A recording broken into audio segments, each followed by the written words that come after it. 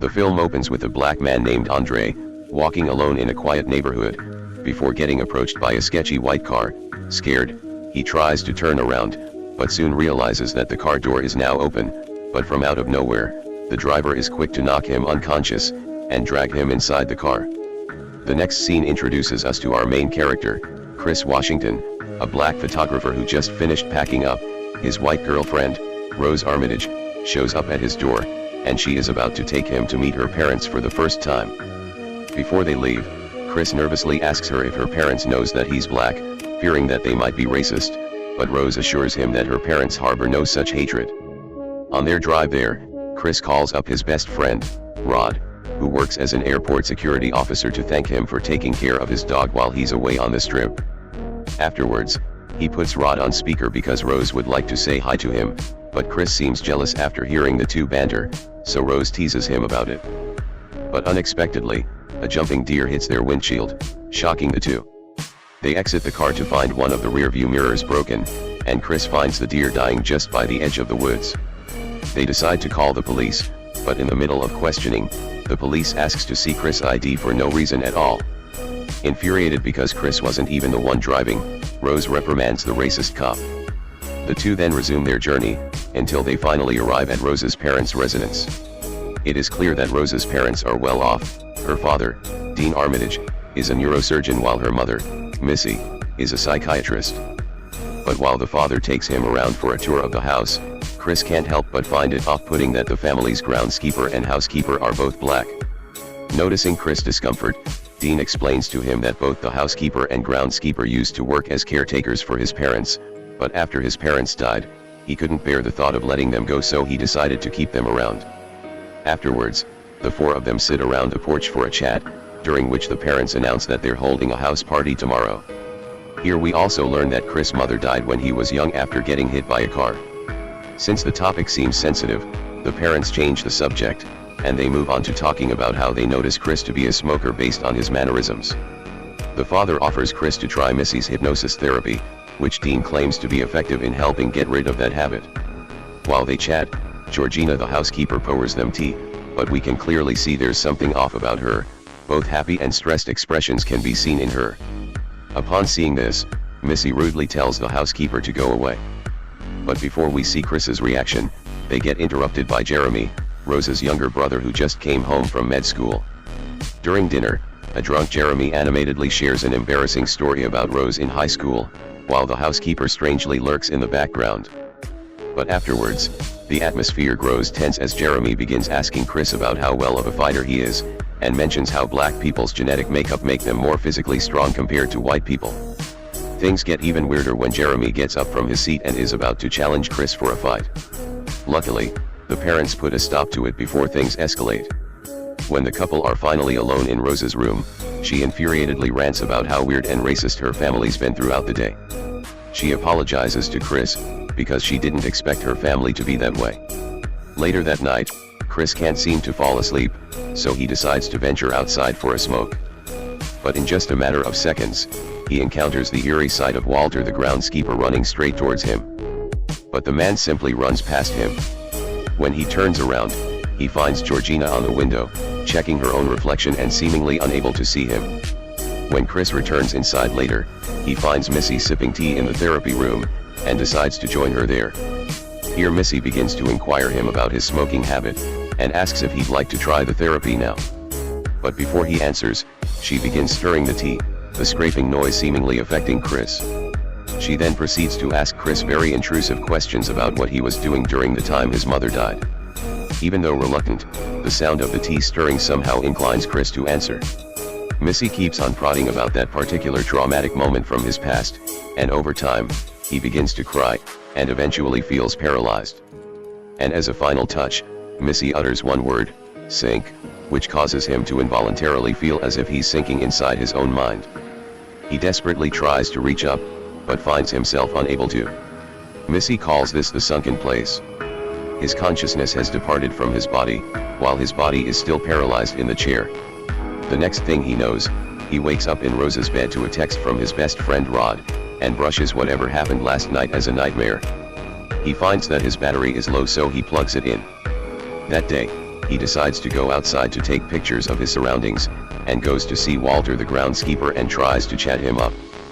Here we notice that there's something off about him, his eyes seem distant, and his accent sounds like a white person from the 50s. He also brings up about Chris' smoking habit, and asks if the therapy with Missy worked last night, proving to Chris that his nightmare wasn't a nightmare at all. Chris immediately informs his girlfriend about the hypnosis he experienced, prompting her to apologize for what her mother did. He also discovers that the hypnosis was a success, as he no longer feels a desire to smoke. Right after, the two watch from the window as dozens of wealthy white people arrive for the Armitage's annual get-together. Most of the guests are old white people, who begin acting weird at the sight of Chris. One old man seems fascinated to find out if Chris is any good at golf, because Tiger Woods is.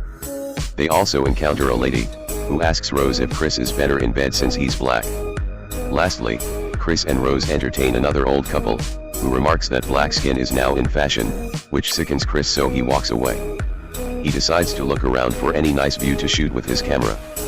This is when he stumbles upon another black man in the party named Logan King, and decides to approach him. But just like Walter, he speaks and acts like an old white person, and soon enough, his oddly very old wife walks up to him to inform him that someone would like to see him. As Logan excuses himself, Chris is even more put off by the fact that Logan doesn't seem to understand the way a fist bump works. Later on, Chris finds a blind man at the party named Jim Hudson, whose name Chris recognizes, as he is a well-known art curator who eventually grew blind from a genetic disease. Unlike the others who bring up Chris' race into conversations, the man admits to be a fan of his work, and compliments Chris for having a great eye in photography. As Chris grows tired of meeting people at the party, he heads upstairs, while unbeknownst to him, everyone in the party suddenly quiets down and begins to look up. He returns to Rose's room, and frowns when he finds his phone charger unplugged, though he remembers charging his phone earlier. Suspicious, he checks in the other room and finds Georgina there, concluding that it must have been her who unplugged his phone. He then tells Rose about what Georgina did, but Rose doesn't believe the housekeeper meant any harm by it. Chris stays in the room for a while to call Rod to catch up, updating him that Rose's mother had him under hypnosis to get him to quit smoking. Rod finds this freaky and mentions that white people love making people sex slaves and shit, but Chris assures him it's fine. He then gets interrupted by Georgina, who also speaks like an old white person, and doesn't understand any modern slangs. Chris then confides in her about how being surrounded by so many white people intimidates him. Hearing this, she appears to be trying to say something, but decides against it, and starts crying instead. She says that the Armitages treat her like family, before walking away like a weirdo. When Chris returns downstairs, he finds Dean chatting with a circle of old people, one of whom asks Chris whether being African American is an advantage or disadvantage these days. Chris takes this opportunity to summon Logan to get him to answer, while he secretly takes out his phone to take a picture to show his best friend Rod, because he feels like he recognizes Logan. But unfortunately, he forgot to turn off his flash, and as soon as the camera snaps, Logan has a nosebleed. He then becomes hysterical, and lunges at Chris while screaming at him to get out. The man gets escorted away, and the next scene shows Dean explains to them that Logan is epileptic, and the camera flash triggered him. Logan then walks out of Missy's therapy room to announce that he's feeling a lot better now, and would like to head home with his wife to rest. To lighten the mood, Dean asks the guest to participate in a party game, but Rose notices Chris looking glum, and decides to take him away for a walk. In their absence, the family and the guest actually start holding a weird auction with Chris as the prize. The blind Jim Hudson coming out as the highest bidder in the end. Meanwhile in the woods, Chris confesses that ever since the hypnosis, he's been feeling weird things, and that he feels as if he recognized Logan when the man was freaking out earlier. He also expresses how he wants to go home, so Rose agrees and they plan to return to the city in the morning. The sky is dark when they walk back to the house, and the last of the guests are climbing inside their cars to go home. When Chris is alone in Rose's room, he sends the picture he took of Logan to his best friend Rod. It turns out that Rod knows the man, Andre Hayworth, who used to date one of their friends. Rod begins freaking out after Chris tells him how the man has seemingly changed his name. Chris then finds a box contains photos of Rose with black guys. There are also photos of her with both Walter and Georgina. Apparently, Chris isn't the first black guy Rose has been with after all. And then suddenly, Rose comes back in to tell him that she's ready to go. though she can't seem to find her car keys in her bag. Not wanting to waste any more time, Chris urges her to go downstairs, but the brother Jeremy is blocking the front door, while Missy stands in the foyer with her tea ready. Sensing tension in the air, Chris angrily asks Rose to give him the keys. Meanwhile, Jeremy tries to hit Chris. Rose looks so scared and finally seems she found the keys, looking at Chris' pathetic face. "You know I can't give you the keys, right babe?" Chris tries to defend himself. Missy immediately uses the cup sound, forcing him to fall under hypnosis again. This leaves Chris with no power, but to watch as the family drags him to the basement. Meanwhile in the city, Rod is starting to get worried. He tries calling Chris multiple times but receives no answer, so that night, he decides to do a Google search on Andre, and discovers a missing person article of him. Back to Chris, he finds himself strapped to a chair when he wakes up, unable to break free despite his efforts. The TV in front of him suddenly turns on, and we see Rose's grandfather explaining how can the black people genetics and the white people determination can make a huge change to the world. Then a video of the cup sound turns on and Chris falls asleep again. Back to Rod, who went to the police and told them what happened, but they didn't take him seriously. However, that didn't stop him. He tries calling Chris' phone one more time, but this time, it's Rose who answers. She pretends to act confused, saying that Chris called a cab abruptly and left 2 days ago, but Rod could see through her lies.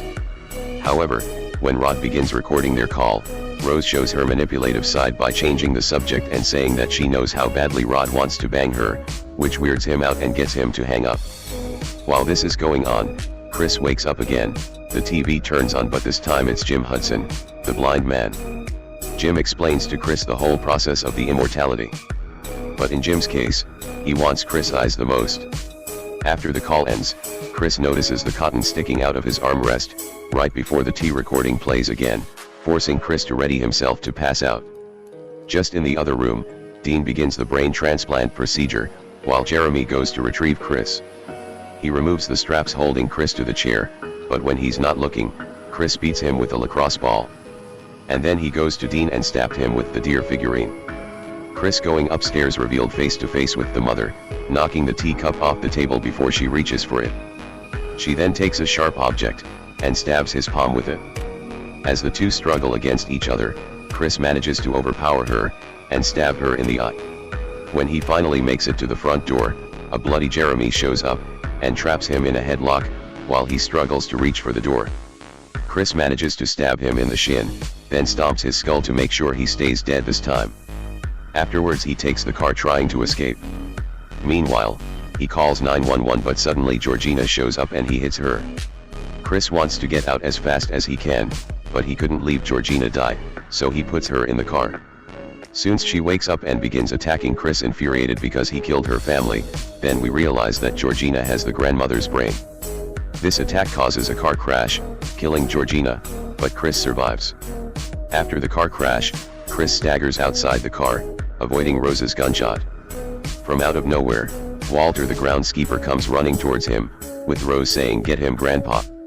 Walter tackles him to the ground, but Chris is quick to take a picture of him with the flash camera. Walter suddenly takes the gun and shoots Rose, then himself. Rose was still not dead. Chris starts jockeying her to death, but he stopped. Rose finally reaches them and they two quietly climb inside the car, and drive away, leaving Rose to bleed to death in the middle of the street.